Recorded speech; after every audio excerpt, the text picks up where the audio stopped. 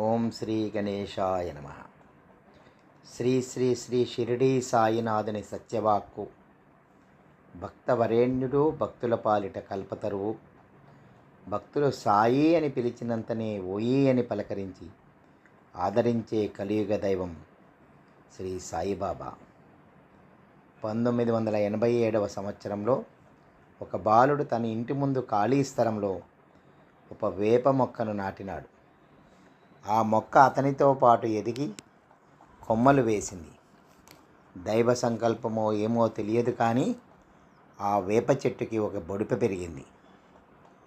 ఆ బొడిపని చూసి ఆ యువకుడు కన్నుగా భావించి మరొక బొడిప పక్కనే వస్తే ఆ జగన్మాత భద్రకాళి రూపంగా కొలుచుకుంటానని సాయినాథుని ప్రార్థించినాడు.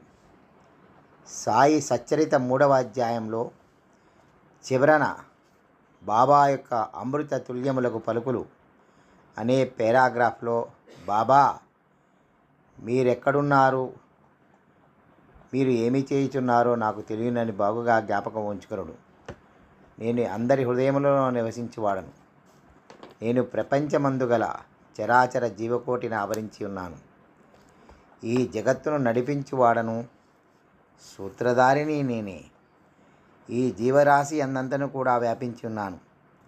భక్తులందరకు వారికి సమానమే. వారికి మానవమానములు లేవు. వారికి ఇష్టమైనవి అయిష్టమైనవి లేవు. వారినే జ్ఞప్తి అందించుకొని వారి శరణు పొందినచో వారు మన కోరికలన్నీ నెరవేర్చి మన జీవిత పరమావధి పొందినట్లుగా చేసెదరు. నేనే సృష్టి స్థితి లయకారకుడని స్వయంగా సాయినాథుడు ప్రకటించుకున్నారు. ఆ దృష్టాంతం గుర్తు తెచ్చుకున్నటువంటి ఆ యువకుడు భద్రకాళి నేత్రములు వేప చెట్టుపై వెలిసేలా చేయమని సాయిని ప్రార్థించినాడు. అప్పట్లో నీవు శరీరంతో ఉన్నావు కాబట్టి అందరికీ సాక్షీభూతంగా ఉన్నారు. ఇప్పుడు మాత్రం మీ యొక్క సాయి సచ్చరిత మాత్రమే సాక్ష్యం కాబట్టి, గురువు సకల దేవతా స్వరూపం కాబట్టి మీరే భద్రకాళి యొక్క శక్తిగా మారి వేప చెట్టు కాండం మీద 2 కళ్ళతోటి విలసిల్లవలసిందిగా బాబాను వేడుకున్నాడు. అతని సంకల్పం ఫలించి భద్రకాళి నేత్రములతో ఇప్పుడు ఆ ప్రాంతం విలసిల్లుతోంది.